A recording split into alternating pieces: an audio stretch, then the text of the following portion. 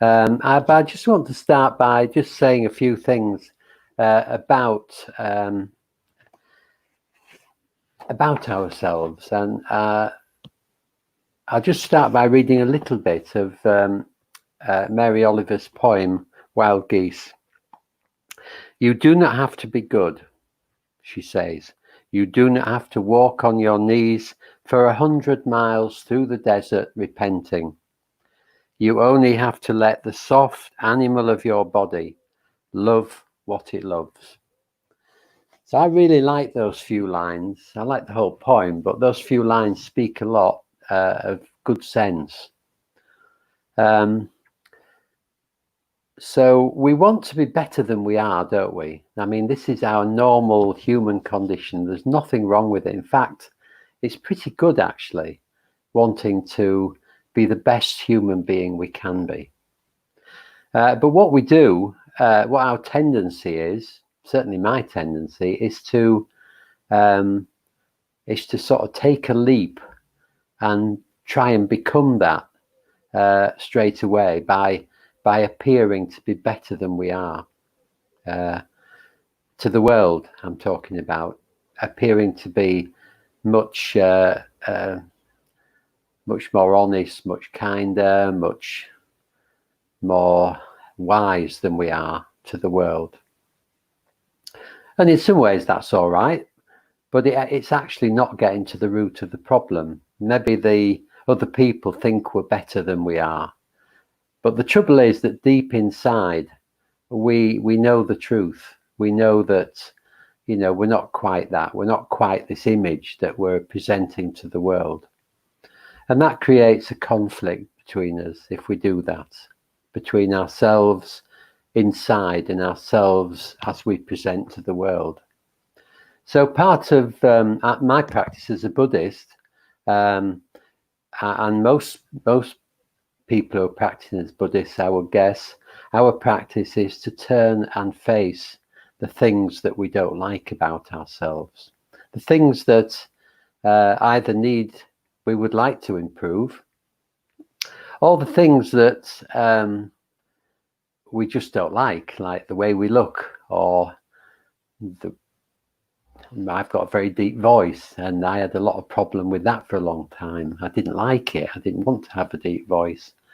And it might be something like, I wish I had different hair, or I wish I had a different shaped body, or I wish I wasn't so big or so small or so tall or so short, all those kind of things.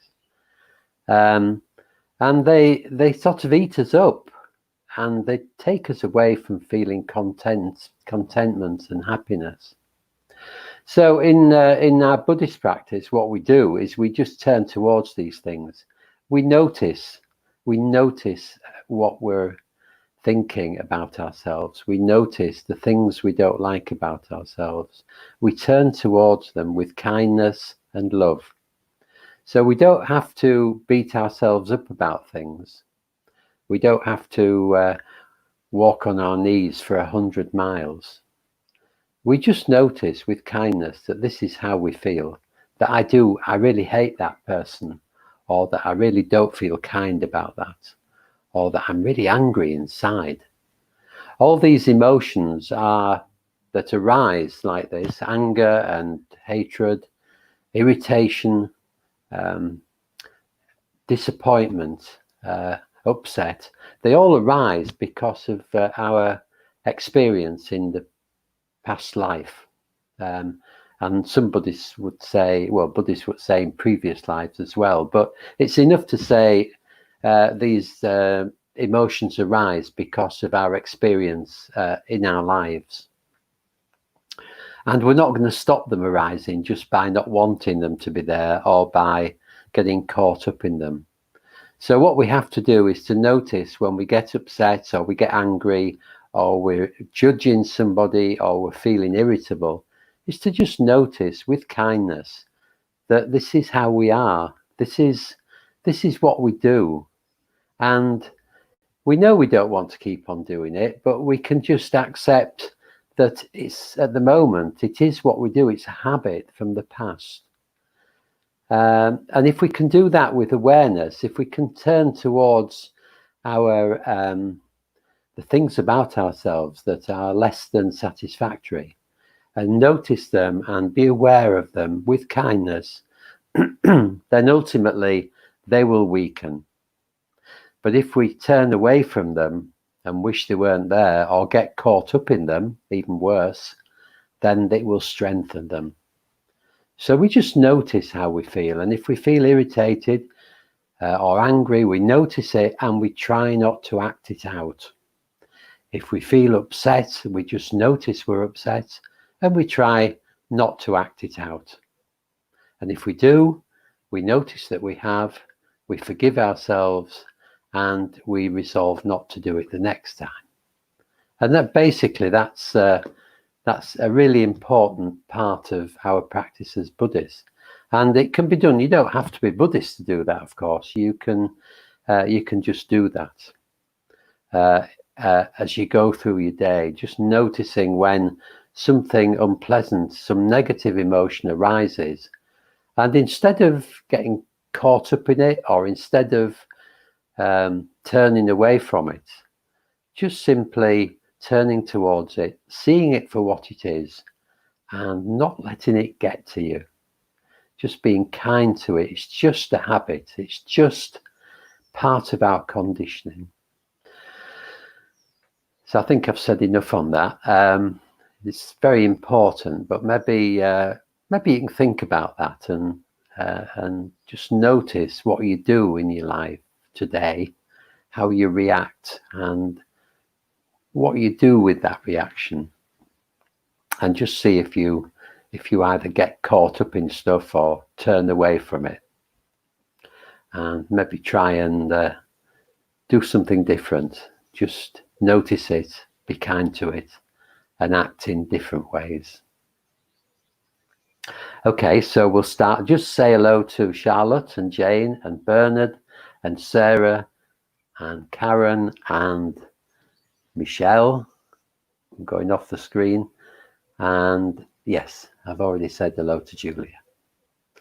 So you can, as usual, make yourself comfortable, whether you're on your bed, on the floor, in a chair, or sitting on a cushion. Doesn't matter. And this is 5 stages, and many of you have done it before, most of you probably. Just looking after ourselves. It's based on loving kindness meditation, where we wish well to the world, to other people. But this time on a Wednesday, we do it for ourselves.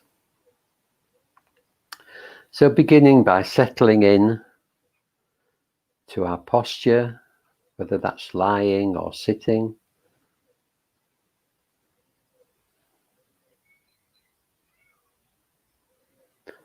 Just noticing we're here,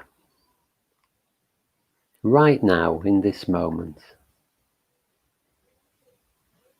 Noticing how we feel about ourselves, mentally, emotionally, and physically. Just how we're feeling at this very moment.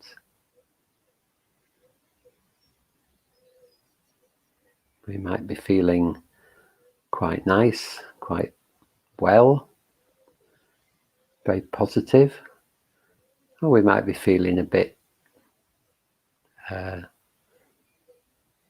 negative, sort of early morning-ish, or just a bit down, or we might be somewhere in between. We might be excited or anticipating things, or dreading things, or somewhere in between. So however we are, there are hundreds of ways we could be.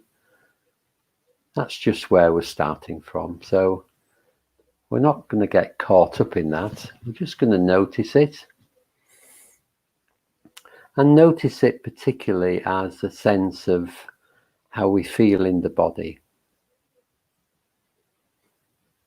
All our mental states and emotions tend to manifest as physical sensations.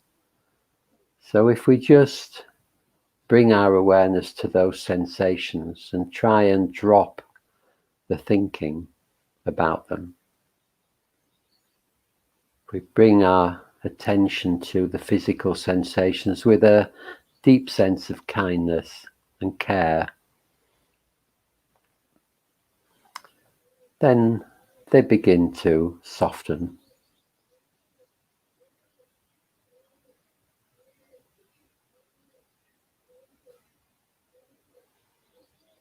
Just noticing contact with the earth, maybe your feet on the ground, your bottom on the chair,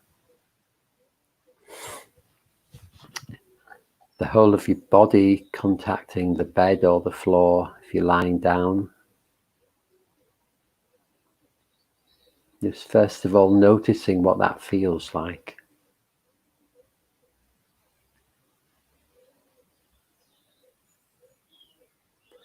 And then noticing the pull of gravity, pulling you down into the earth.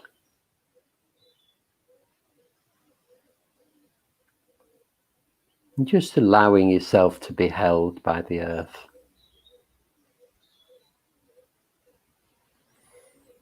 I know you may be inside a house, but the earth is still there below, holding everything.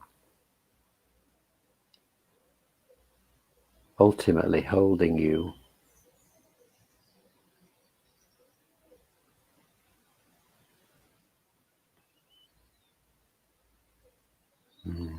Moving your attention up to the chest area.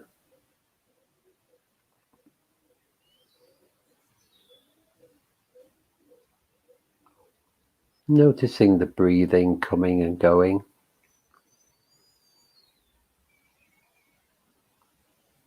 Chest rising and falling.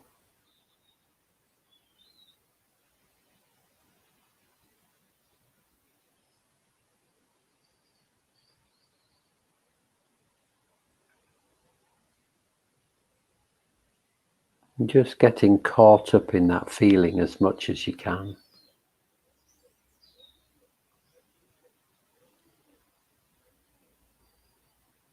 You can really get absorbed in the movement and sensations of the chest. We can find a really pleasant feeling arising.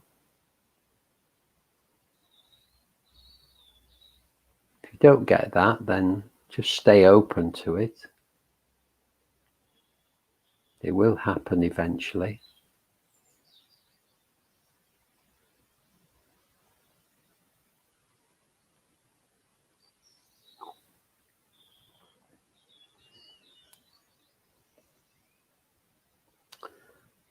Moving our attention down slightly to the bottom of the rib cage, right in the center of the chest, the sternum. And somewhere behind this, in the middle of the body, is the chitta, the heart center, our mind body.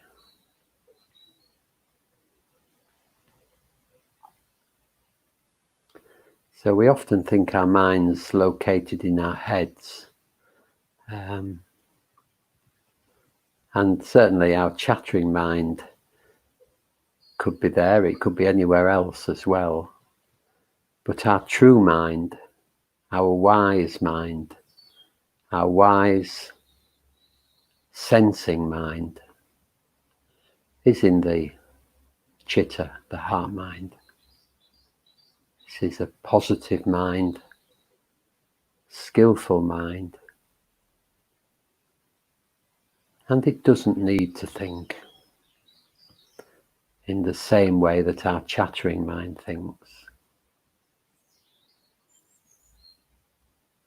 It may lead to thoughts, to wise, directed thought, but this heart mind is quiet and full of positive emotion.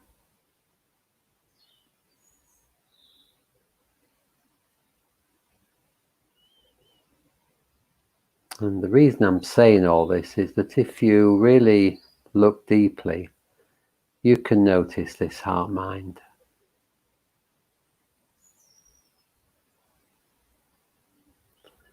In fact, you will have noticed it many times when you bring to mind a dear friend, when you meet someone you love. This heart-mind opens up. We all know that feeling of joy and love. Just see if you can allow it to manifest now. Perhaps by bringing to mind someone you love or a pet.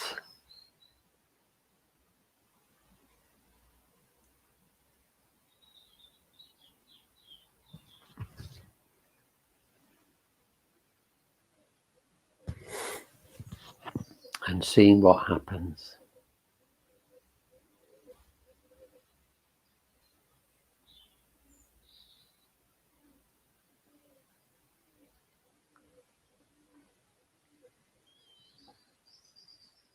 And if nothing happens, that's okay, don't worry.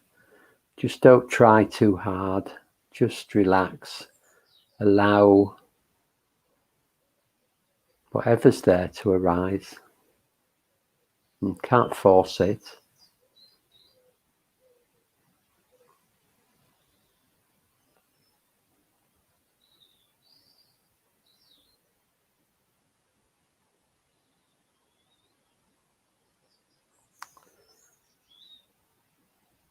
And then turning towards ourselves,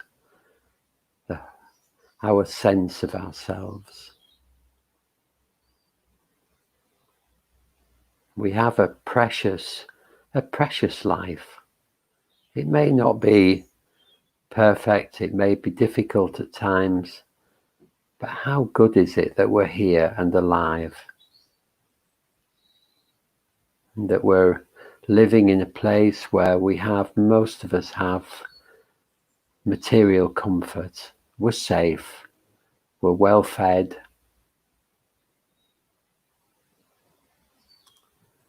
we have access to education and books and entertainment.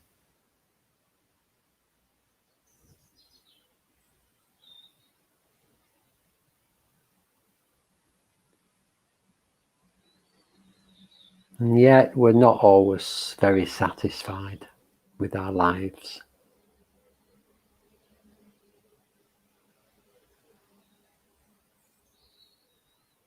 We're like a precious jewel, but only parts of our lives are polished. The bits that are shiny and beautiful, the bits about ourselves that are shiny and beautiful. And then there are the other bits, the other facets of the jewel that still need polishing, still need bringing into their full radiance.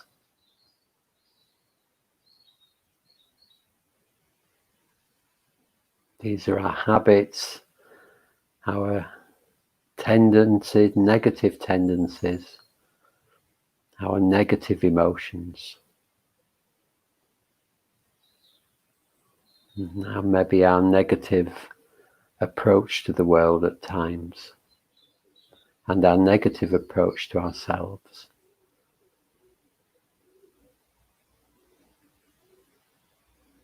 So can we turn towards these unpolished facets of the jewel?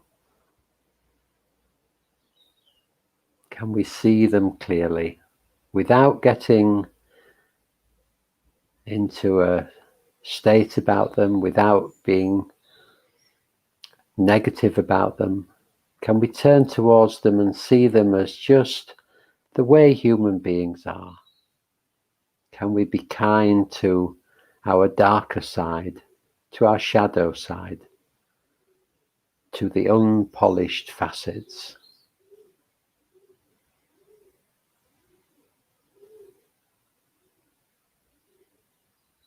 Can we see ourselves as doing our very best in the world?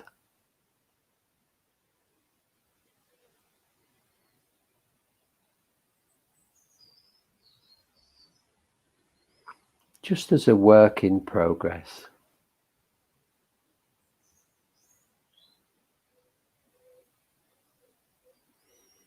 Can we have a sense of tender care to the whole of ourselves, the good bits and the bad bits, the polished parts of the jewel and the dull and dirty parts of the jewel? It's all the same jewel, and beneath is a radiant beauty.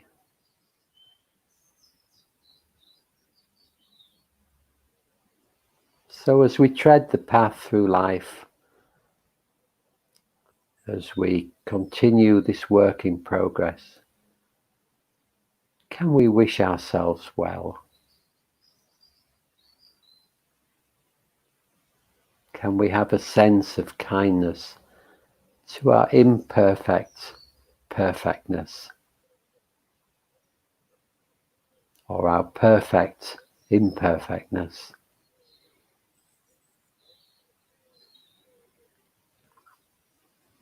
Can we accept ourselves for who we are completely?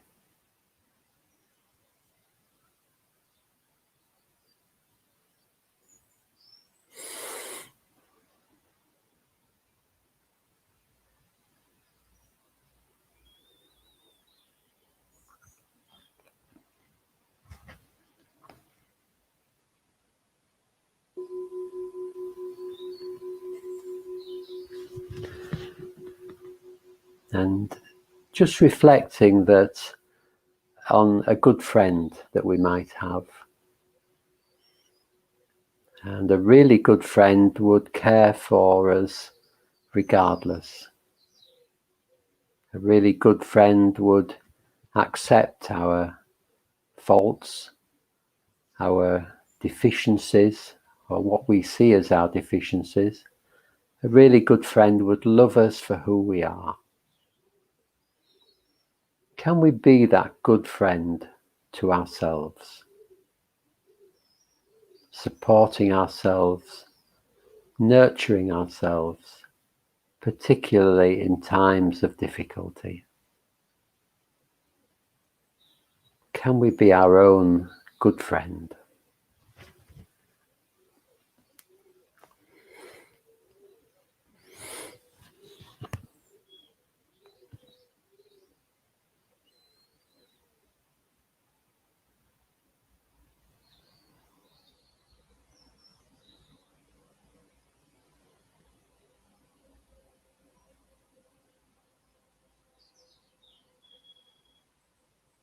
Can we be our own best friend that's always there for us?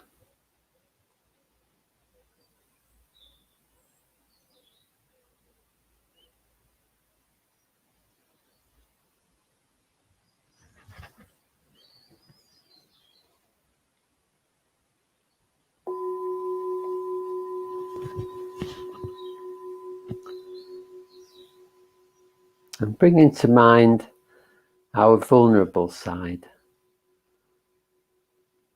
the bits of us that get scared about life, the parts of us that worry, become anxious, are uncertain and a bit fearful of doing something wrong or putting ourselves into places that are uncomfortable.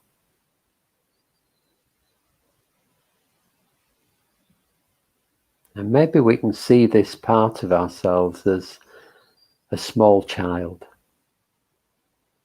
our younger self,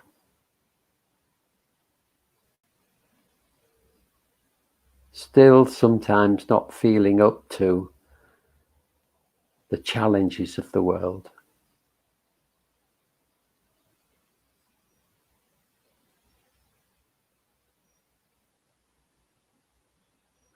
this child inside that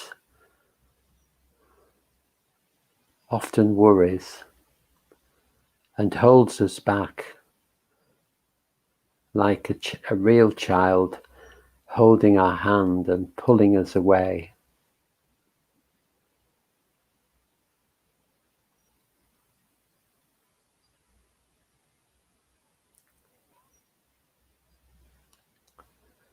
And if this was a real child, what would we do? We would give the child reassurance. We would give it love. And we would try and understand why it felt that way. And we would work with our small child to help it feel more confident in the world. So can we do that with our inner child? Can we turn towards him or her with a sense of deep kindness and love and acceptance?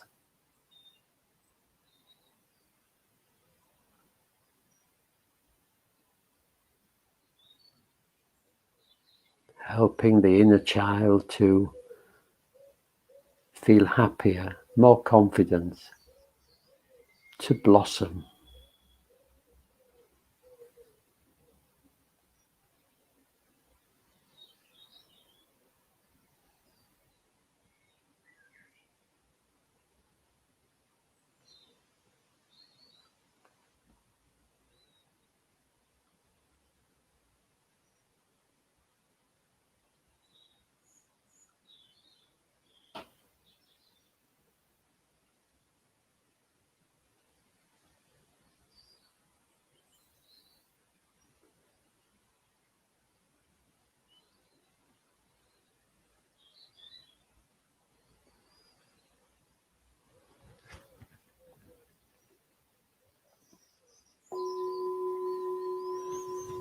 And still holding the inner child with tenderness and care, can we turn towards our inner critic? This part of ourselves that tells us sometimes that we're not good enough, that tells us that we should be better than we are, that criticizes the way we look, sometimes the way we feel.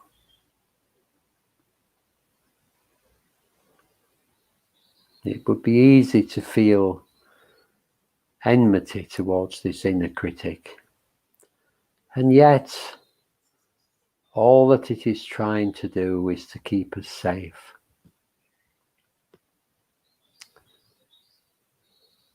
Trying to change us so that we are safe in the world. And its intention is good. It's just that the inner critic is going the wrong way about it completely. Our inner critic isn't really very helpful, but it does mean to be helpful. So can we see that our inner critic is simply trying to help us and have a sense of kindness and care towards it? Like the inner child, the inner critic just needs love and reassurance.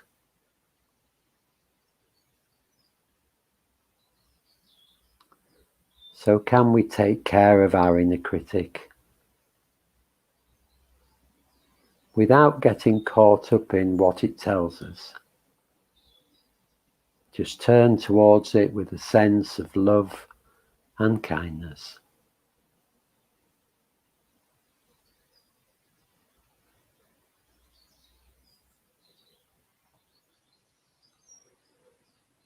A sense of reassurance.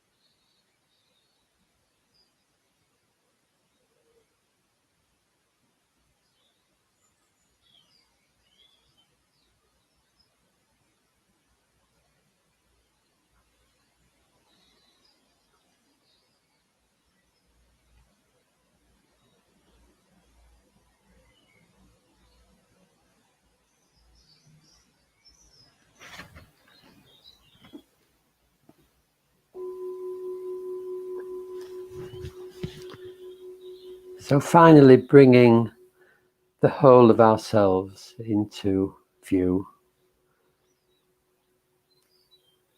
This precious jewel with all its polished sides and its dull sides. This work in progress that is our human life.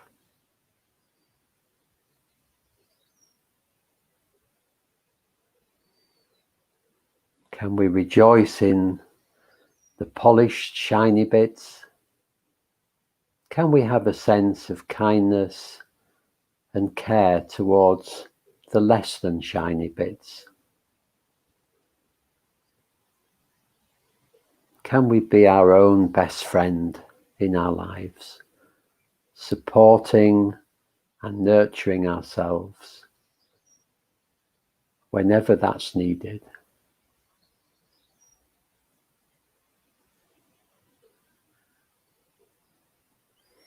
Can we look after our inner child? That part of us that gets frightened and unsure of itself. Can we have a sense of kindness? Can we nourish it and reassure it? And help it to feel safe? Just with love. That's all that's needed.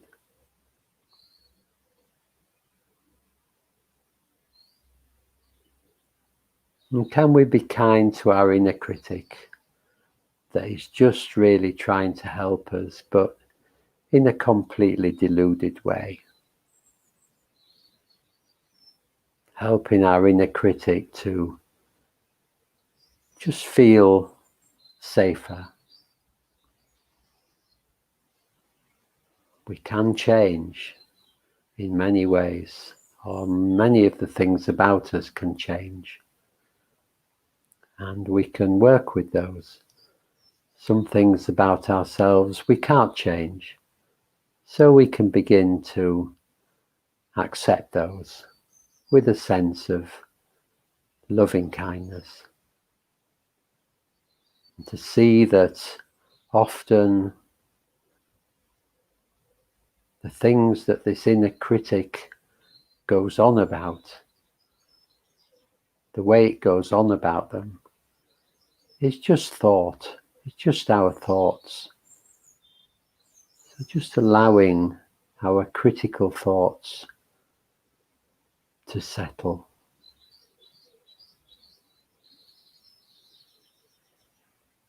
To have a sense of kindness to them.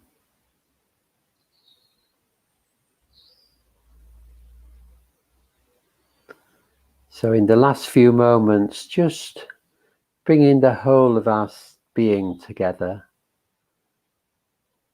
And if we can, coming back to the heart center. And sitting here with a sense of deep loving kindness for this being, this precious being, this precious jewel that is ourselves. Can we open our hearts and have a sense of love and gratitude for the whole of our being, this work in progress, treading the difficult path through life.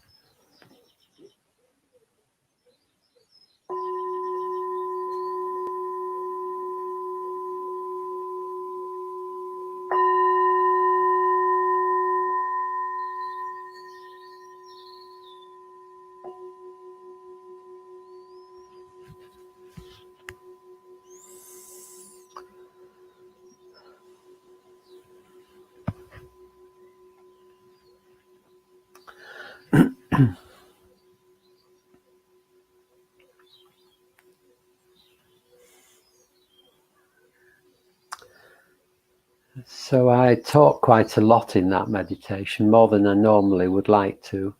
And I think it would be good, well, it would definitely be good if you did that on your own and just sort of brought to mind this precious jewel of your being, with its shiny bits and not so shiny bits in the first stage. And then think about being a good friend to yourself.